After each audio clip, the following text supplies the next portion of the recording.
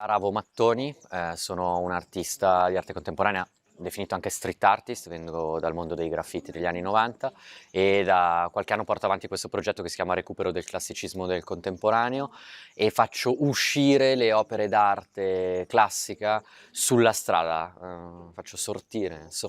in francese dai musei per riproporle al grande pubblico su grandi facciate, sempre con una correlazione con il territorio.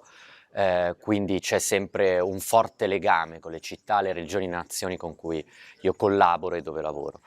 E faccio tutto questo a bombolette e spray. Ecco, sei a Udine per una commissione di un privato, raccontaci un po' di cosa si tratta, qual è quest'opera, insomma, che stai Ecco, in dipingendo. questo caso ovviamente non c'è una correlazione con il territorio, ma c'è una correlazione con il mecenate, col collezionista, con Angelo Casa, carissimo amico, che è da un po' di tempo che discutiamo questo suo grande sogno di abbellire questo terrazzo e abbiamo deciso di fare la vocazione di San Matteo di uno dei giganti, che è Michelangelo Merisi, detto il Caravaggio,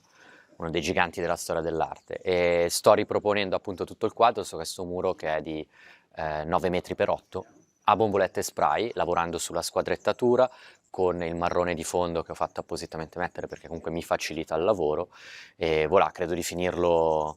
spero domani, pioggia permettendo, perché ovviamente una delle variabili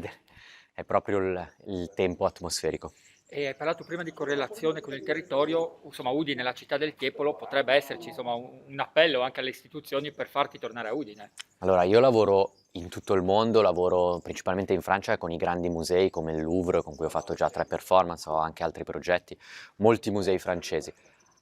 Amo l'Italia, ma soprattutto amo il Tiepolo. È uno dei pittori che preferisco del Settecento, è un qualcosa di eccezionale, ma voi lo saprete sicuramente meglio di me. Se dovessi lavorare ad Udine, farei assolutamente il Tiepolo, soprattutto per una questione principale, far riavvicinare le persone, anche chi non ha avuto la fortuna di studiare, oppure i piccoli, perché questo è il mio messaggio, fa parte dell'opera d'arte, la comunicazione, la didattica, lavoro tanto con le scuole, far riavvicinare al proprio patrimonio artistico-culturale, che comunque appartiene, il patrimonio artistico-culturale appartiene sempre a tutti noi, non è proprietà dei musei. I musei sono delle scatole del tempo che sono a nostra disposizione. Il mio obiettivo è sempre, lo ribadisco sempre, quello di cercare di far riavvicinare le persone attraverso la mia opera d'arte per poi farle rientrare nei musei, spero, per farle riavvicinare a quello che è veramente loro, nostro, di tutti.